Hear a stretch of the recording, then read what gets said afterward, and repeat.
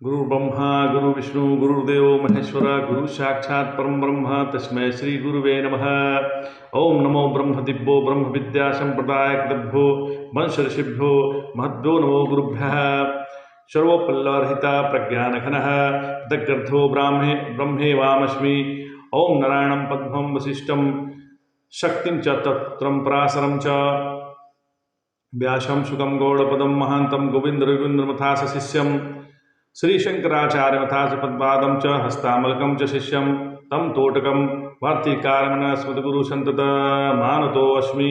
श्रुतिस्मृतिपुराणानाम् आलयं करुणालयं नमामि भगवत्पादं लोकशङ्करं लोकशङ्करं शङ्करं शङ्कराचार्यं केशवं बादरायणं सूत्रभाष्यकृतो वन्दे भगवन्तो पुनः पुनः।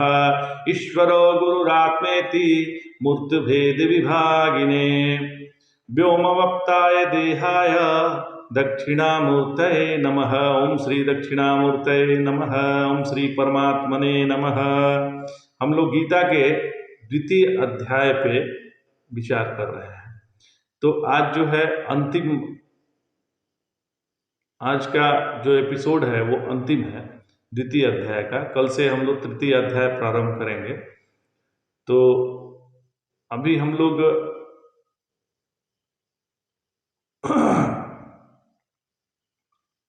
जिसका बोध हो गया है, जो ज्ञानी है, उसका हम लोग लक्षण या उनके बारे में भगवान अर्जुन से कह रहे हैं। तो भगवान कहते हैं, 69वां श्लोक लेते हैं, या निशा सर्वभूतानां तस्या जागर्ति संयमी यस्या जागृति भूतानि सा निशा पश्यतो मुनयः। अर्थात संपूर्ण प्राणियों के लिए जो निशा है, मतलब रात्रि है, मतलब जिसमें साधारण प्राणियों की रात्रि है, उसमें संयमी जो अभ्यासी है वह जागता है, और सब प्राणी जिसमें जागते हैं तत्वदर्शी मुनि की वह रात्रि है। थोड़ा ध्यान दीजिएगा, जो हम लोग सर्वसाधारण प्राणियों के लिए जो निशा है, मतलब जिसमें सभी प्राणी, साधारण प्राणी की वहां दृष्टि नहीं पहुंचती है, उस निशा रूप आत्मनिष्ठा में संयमी विद्वान जागता है, रमण करता है।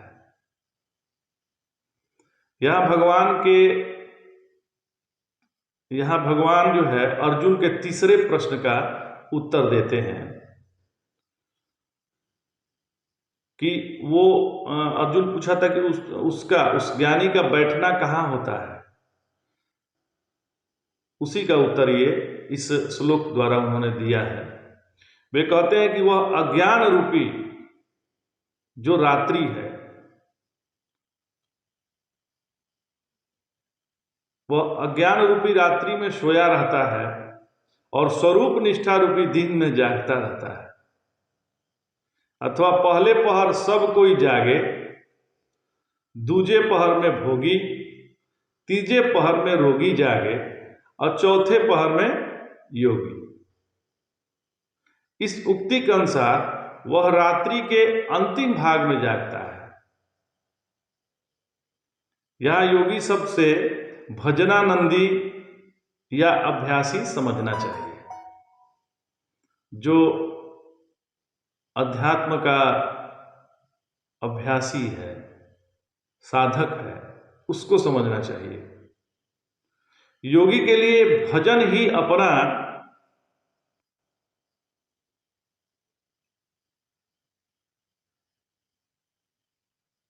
मतलब योगी के लिए जो भजन है वही जगना है, तथा विषय चिंतन ही सोना है। जहां विषयों का चिंतन है वहां सो गए, मतलब जहाँ विषय विषय में अपनी जो इंद्रियां प्रवृत्त हो रही हैं वहाँ सुस्त हो गए, और जहाँ भगवान का ध्यान करना है वहाँ जग गए। मतलब वो विषयों के लिए सोया हुआ है जो अनात्म विषय है, लेकिन आत्म विषय के लिए जगा हुआ है, तो उसको जगा मानेंगे। संसारी पुरुषों का जैसे भगवान या भगवत चिंतन रात्रि है, संसारी पुरुषों के लिए क्या है, भगवान का ध्यान करना या भगवत चिंतन करना रात्रि है। ओह, हमसे नहीं होगा, ऐसा लोग कहते हैं। वैसे ही जो भजनानंदी हैं, जो भगवान का सदैव ध्यान रखते हैं, आत्मनिष्ठ हैं, उनके लिए संसार जो उनके लिए है वह रात्रि है। संसार के वस्तुएं रात्रि हैं। अविवेकी पुरुषों के लिए परमात्मा का ज्ञान निशा है, और संसार का प्रपंच दिन है। यह परमात्मा ज्ञान वाले निशा में अविवेकी सोते हैं और विवेकी जागते हैं। वो सदैव परमात्मा में निष्ठावान होते हैं। संपूर्ण संसार कर्मरूप और क्रियात्मक है। ये जो संसार है वह कर्मरूप ही है और क्रियात्मक है, और ज्ञानी कर्म को निशा रूप देखता है। ज्ञानी के लिए कोई कर्म है नहीं, क्योंकि बोध होने पर कर्म होते नहीं हैं। जैसे कि कहा है, कर्म की होई स्वरूप ही चिन्ह है, कर्म की होई स्वरूप ही चिन्ह है। परंतु इसका भाव यह नहीं है कि ज्ञानी जड़ हो जाता है। वह तो कर्म करते ही हैं, ज्ञानी भी कर्म करते हैं, पर अपने को अकर्ता और भोगते हुए भी अपने को अभोक्ता ही अनुभव करते हैं, या संपूर्ण कर्मों को अपना स्वरूप ही देखते हैं कि ये भी कर्म अपना स्वरूप ही है। इसलिए कर्मों की ओर से वह सोया रहता है, क्योंकि कर्म करेंगे तो कर्तृत्वाभिमान आएगा। तो कर्म करते हुए भी जब कर्ता का अभिमान नहीं आए तो कर्म करते हुए भी कर्मयोग को प्राप्त हो गए हैं। तो योगी के लिए कर्म भी एक तरह से अपना स्वरूप ही है, इसलिए उसको कर्म का उसके मन आदि उस चैतन्य पे उसका कोई असर नहीं होता। वो सदैव परमात्मा में ही स्थित होता है।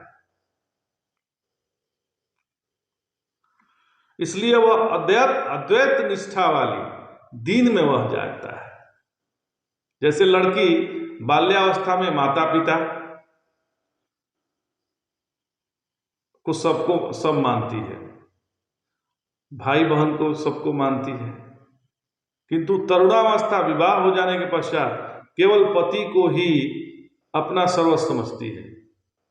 इसी प्रकार विद्वान बोध होने पर द्वैत रूपी संबंधियों को भूलकर केवल आत्मानंद में ही मग्न रहता है।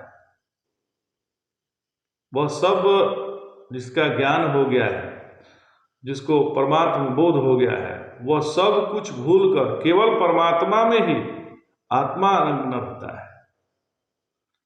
वो उसी आत्मानंद में मग्न रहता है। अब तक भगवान विभिन्न श्लोकों द्वारा स्थित प्रज्ञ और स्थित घी के लक्षण बतलाए हैं, परंतु इस श्लोक में दोनों के लक्षण बतला दिए। यहाँ संयमी स्थित प्रज्ञ का वाचक है और मुनि स्थित घी का वाचक है। संयमी और मुनि वास्तव में एक ही कोटि के हैं, पर अंतर यह है कि संयमी अभ्यासी है। संयमी समाधिनिष्ठ को संयमी कहते हैं, और मुनि विचारवान मननशील को कहते हैं। अभ्यास में करता रहता है। अभ्यास करने वाले के भी में कर्ता बोध रहता है, इसलिए संयमी के साथ जागना कहा है। भगवान ने संयमी के साथ जगना कहे हैं, और मुनि केवल दृष्टा मात्र होते हैं, इसलिए उसके साथ जागना न कर पश्यतः कहा है, देखने वाला कहा है। संयमी शब्द से जीवन मुक्त और मुनि शब्द से तत्ववेता समझना चाहिए। इस श्लोक में विदेह कैवल्य का स्वरूप बतलाया है। संयमी या जीवन मुक्त विषयों की ओर से इतना सोया रहता है कि उसे विषय चिंतन का भान ही नहीं रहता, उसकी कभी जगताकार वृत्ति नहीं होती है। विदेह कैवल्य के लिए अभ्यास करें कि विषयों की अप्रतीति हो जाए। ये तो अभ्यास से ही जाएगा, बिना अभ्यास के ये संभव नहीं है। यह निर्विकल्प अवस्था का वर्णन भगवान ने किया है यहाँ पर। जब उत्थान होता है तो क्या स्थिति होती है, यह बात अगले श्लोक में भगवान बता रहे हैं। क्या बतला रहे हैं? आपूर्यमाणमचल प्रतिष्ठम समुदमापः प्रविशन्ति यद्वत् तद्कामायां प्रविशन्ति सर्वे शांति माप्नोति न कामामि। फिर से श्लोक को पढ़ते हैं। आपूर्यमाणमचल प्रतिष्ठम समुद्रमापं प्रवशन्ति यद्वत् तद्वत् कामायं प्रविशन्ति सर्वे शांति माप्नोति न काम कामी। भगवान कह रहे हैं कि जैसे नदियों का जल जो है समुद्र में गिर जाता है तो वह अपनी मर्यादा में रहने वाला समुद्र में स्थित हो जाता है। उसी प्रकार से जिसमें संपूर्ण कामनाएं प्रवेश कर जाती हैं वही शांति को प्राप्त होता है। वह कामनाएं करने वाला नहीं होता है, कामनाओं को अपने अंदर खींच लिया है। मतलब जिस प्रकार से सारी नदियां जब समुद्र में गिर जाती हैं तो समुद्र तो स्थिर चित्त वाला है, जैसा है वैसा है, वो तो न घटता है न बढ़ता है, वैसे ही है। समुद्र की तो यथा स्थिति है, उसमें आप नदी बहुत ज्यादा जल जाके गिर जाए या थोड़ा गिर जाए, उसकी तो स्थिरता बनी रहती है।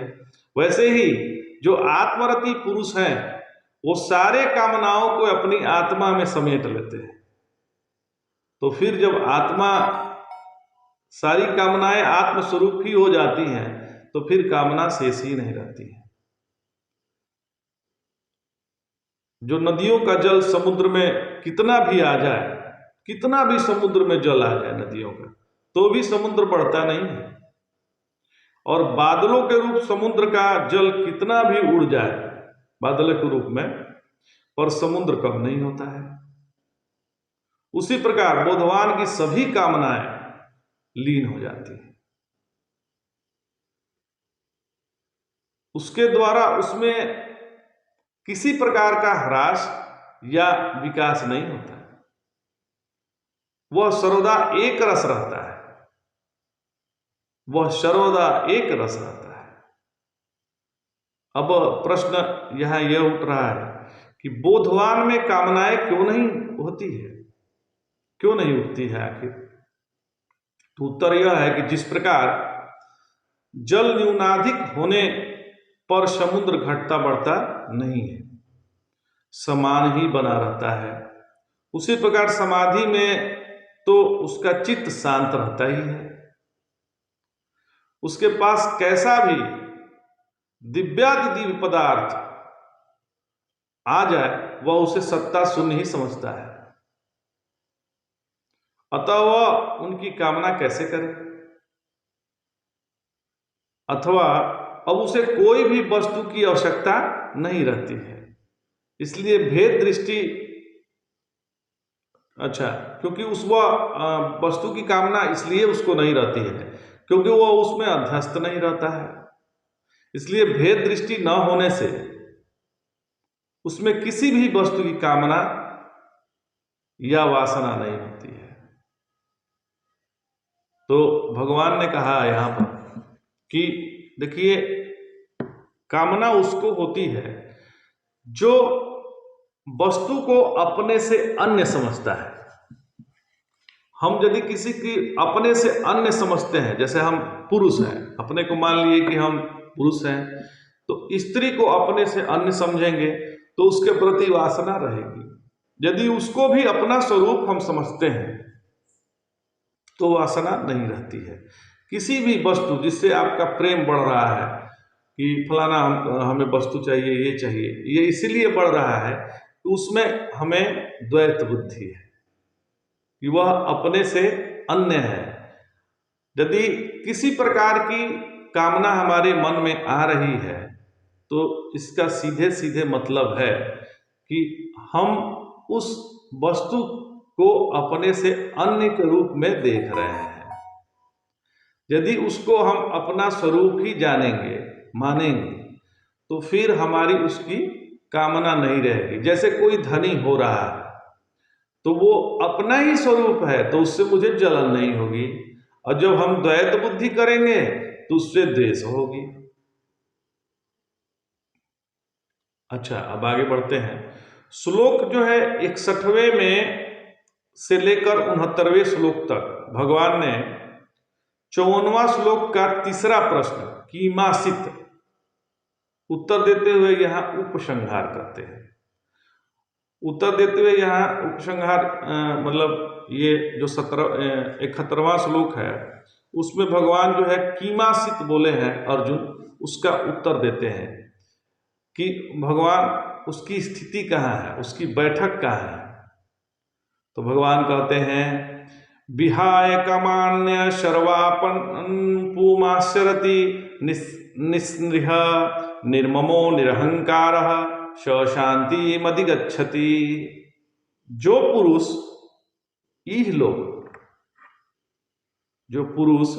इहलोक और परलोक के सभी कामनाओं को त्याग कर ममता और अहंकार को शून्य होकर विचरता है, वह शांति को प्राप्त होता है। यह श्लोक जो है निवृत्ति निष्ठ तत्ववेता के लिए है, जो निवृत्ति कर लिए हैं, सन्यासी के लिए है। इसमें सन्यास का प्रतिपादन किया गया है। अध्याय 6वें के 24वें श्लोक में भी भगवान ने सर्वान शब्द कहा है, परंतु वहां योगी का सर्व त्याग बतलाया गया है। इस श्लोक में समाहित चित्त वाले तत्ववेता के लक्षण बतलाए हैं। स्थित प्रज्ञ के लक्षणों का उपक्रम 55वें श्लोक में हुआ था। स्थित प्रज्ञ का यहां उनका उपसंहार हो गया। यह बतलाया गया है कि स्थित प्रज्ञ इस प्रकार से विचरता है कि उसमें पुतेषणा पुत्र के प्रति जो इच्छा होती है, ऐषणा होती है, फिर वित्तेषणा मतलब धन के प्रति जो ऐषणा होती है, या लोकेषणा कोई भी कामना नहीं रहती। यह तीनों कामनाएं सन्यासी का ही छूट सकती है। जो सन्यास्त हो गए हैं वो ही इन तीनों कामनाओं से छूट सकते हैं। जो गृहस्थ हैं उनकी ये कामनाएं जाती नहीं है, क्योंकि परिवार में रहेंगे तो पुत्र के प्रति थोड़ा सा मोह बुद्धि हो ही जाती है, धन के प्रति महात्म बुद्धि होती है, और लोक में भी हमारा नाम रहे उसके प्रति भी हमारी महात्म बुद्धि बनी रहती है। ये तीन ऐषणाएं जाती नहीं है यदि आप जो है गृहस्थ आश्रम में है तो। अब वो गृहस्थ आश्रम में जनक आदि जो हुए हैं वो एक अलग ही विषय है। जनक तो शरीर ही नहीं थे, वो तो वो तो सन्यासी ही हो गए थे एक तरह से, लेकिन मैक्सिमम जो गृहस्थ हैं उनके बारे में ये नहीं कह सकते हैं। उनके पुत्रैषणा वितैषणा और लोकैषणा बनी ही रहती है। एक सन्यासी ही ऐसा है जो इसको छोड़ सकता है। वो सन्यास लेने के बाद यदि वो अभ्यासी है तो जरूर उसका छूट जाता है, लेकिन गृहस्थ का ऐसा संभव प्रतीत नहीं होता। जनक आदि जो है बहुत ही रेयर कोई पुरुष हुए हैं ऐसे जो कि इस तरह से लोकेशना वगैरह का उन्होंने त्याग किया है। अच्छा, इसलिए विशेष वर्णन 18वें अध्याय के 49वें और 50वें श्लोक में भी आया है। जो तत्ववेता है उनका वर्णन 18वें अध्याय में भी बहुत विशेष रूप से भगवान ने किया हुआ है, जो हम आगे के एपिसोड में हम लोग श्रवण करेंगे। और इस अध्याय के 55वें श्लोक से 72वें श्लोकों से भी इस श्लोक की एक तो वाक्यता है। यही बात 6ठे अध्याय के 18वें श्लोक में भी आया है, जहां कहीं भी कामनाओं की त्याग की बात बतलाई गई है वहां सर्व शब्द अवश्य आता है। जहां भी कामनाओं की त्याग की बात बतलाई जाती है वहां भगवान ने सर्व शब्द का जरूर प्रयोग किया है। यह सर्व शब्द निःशेष का वाचक है, अर्थात उसकी सभी कामनाएं सर्वथा निर्मूल हो जाती है। यही शांत पुरुष का मुख्य लक्षण है। शांत पुरुष का यह मुख्य लक्षण है। यहाँ 71वें और 72वें श्लोक में यह दिखलाया गया है कि जब तक विषयों का चिंतन, दर्शन और भाषण नहीं छूटता तब तक किसी का कल्याण नहीं हो सकता। जो अपने सांख्योक्त तुष्टियों के कारण कृत्य मानकर साधन छोड़ बैठते हैं और अपने को सिद्ध मानने लगते हैं, वे अवश्य पतित हो जाते हैं।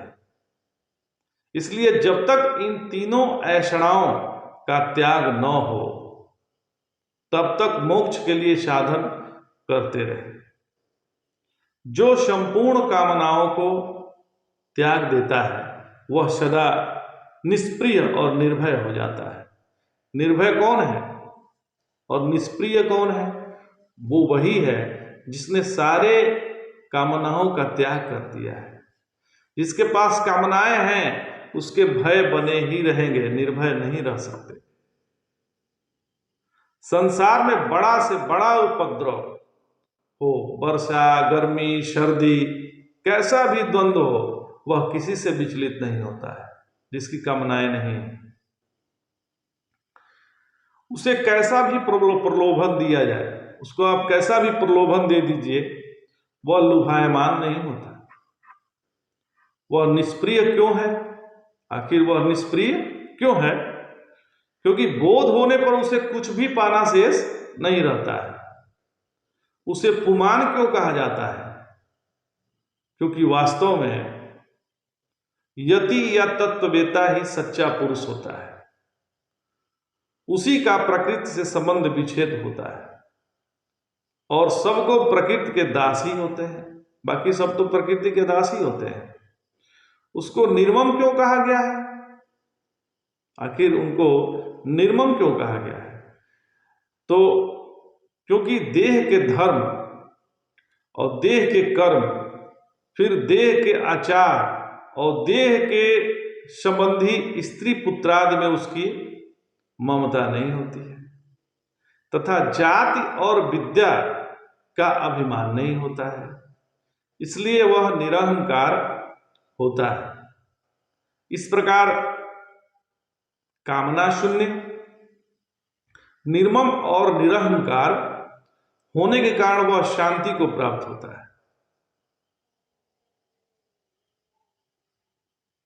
क्योंकि वह संपूर्ण संसार को ब्रह्ममय देखता है, भगवत स्वरूप देखता है। सब उसी का है और सर्वरूप वही है। यह ब्रजेत किम का उत्तर हुआ। जो अर्जुन ने ब्रजेत किम बोला था, अब भगवान अब अगले श्लोक में बताते हैं कि जिन्हें बोध प्राप्त हो गया है, जिनको बोध हो गया है, उसे फिर अज्ञान नहीं होता है और वह मुक्त हो जाता है। क्या कह रहे हैं भगवान? एषा ब्राह्मी स्थिति पार्थ नैना प्राप्य विमुह्यति स्थित्वा श्यामंत काले पै ब्रह्म निर्वाण मृच्छति। हे पार्थ, यही ब्राह्मी स्थिति है। क्या ब्राह्मी स्थिति है? तो जिसको पाकर मुमुक्षु मोह को प्राप्त नहीं होता। अधिक क्या कहें, अंत समय में क्षण भर भी इस अवस्था में रहकर पुरुष मुक्त को प्राप्त हो जाता है। यदि अंत के समय, मतलब मृत्यु की जो अंतिम अवस्था है, उस समय भी यदि क्षण भर भी इस अवस्था में पुरुष रह गए तो वह मुक्त हो जाता है। संपूर्ण कामनाओं को त्याग कर निरंतर आत्माकार वृत्ति में रहना ही ब्राह्मी स्थिति है। यह अंत काल में एक क्षण भी यदि प्राप्त हो जाए तो फिर अज्ञान या अज्ञान के कार्य जन्म मरणादि नहीं होते। ये जो जन्म मरणादि है वो अज्ञान के कर्म ही है या अज्ञान के कार्य ही हैं। अच्छा, बोधवान को किसी में राग नहीं होता, इसलिए उसके देहादि में अहम बुद्धि और स्त्री पुत्रादि में मम बुद्धि नहीं होती। जो बोधवान है उनको स्त्री पुत्रादि में मम बुद्धि नहीं होती। वह ब्रह्म निर्वाण को प्राप्त हो जाता है, अर्थात जीवत्व की उपाधि से मुक्त है। ब्रह्म स्वरूप में वह स्थित हो जाता है। वह जीवत्व से मुक्त होकर ब्रह्म स्वरूप में स्थित हो जाता है, अर्थात ब्रह्म स्वरूप ही हो जाता है। अच्छा, प्रश्न यहां पे यह हो रहा है कि ब्राह्मी स्थिति और बोधवान में क्या अंतर है? तो इसका उत्तर यह है कि संपूर्ण दृश्य को सत्ता शून्य अनुभव करते हुए अपनों को उससे अलग देखना ब्राह्मी स्थिति है, और सब में मैं ही हूं यह बोध है। सब में मैं ही हूं यह बोध है। जो जगत में कामना की पूर्ति के लिए नहीं घूम रहा है, यह जगत में वह विचर रहा है तो उसमें उसकी कामना अब नहीं रह गई है, फिर भी वह घूम रहा है, बल्कि वह अति उत्साह से विचर रहा है, उसमें उसको उत्साह भी आ रहा है। वह परिपक्व है, वह परिपूर्ण है। साधु संत कामना से प्रेरित होकर कुछ नहीं करते, अपितु उत्साह से प्रेरित होकर करते हैं। असली सफलता उत्साह से आती है, कामना से नहीं आती। कामना से इसलिए नहीं आती कि कामना क्या है, अभी एक कामना है, कल 4 कामना हो जाएगी, और उत्साह तो हरदम रहेगा। तो किसी से कोई उपेक्षा नहीं करते हैं वो जो उत्साहित आदमी है, और जब हैं तो ठीक, नहीं तो भी ठीक। तो यह जो ब्राह्मी स्थिति है, अपने मरने से पहले एक बार भी आ गई, फिर कुछ की भी जरूरत नहीं पड़ती है। जो अर्जुन के 4 प्रश्न थे, भगवान ने एक एक करके श्लोकों द्वारा, श्लोकों के माध्यम से उन्होंने उत्तर दे दिए। इस प्रकार से द्वितीय अध्याय के में साधक के लिए जितनी सामग्री की आवश्यकता है एक साधक के लिए, भगवान ने उसको बता दिए हैं कि साधक में क्या क्या सामग्री होनी चाहिए। अब हम उसका पालन करें ना करें यह हमारे ऊपर है, वह हम पर निर्भर होता है। अब यहाँ पूर्ण ब्रह्म विद्या यानी भगवत गीता की जो द्वितीय अध्याय है, यह जो भगवत गीता है वो तो पूर्ण ब्रह्म विद्या है। तो इसके द्वितीय अध्याय का अध्ययन जो है परिपूर्ण हुआ, संपूर्ण हुआ। कल से जो है, कल एपिसोड जो हम लोग का आएगा उसमें तृतीय अध्याय का शुभारंभ करेंगे, और गुरु गुरु कृपा से उसका अध्ययन करेंगे। जय जय शंकर, हर हर शंकर, नमामि शंकर, भजामि शंकर, हर हर महादेव शंभो।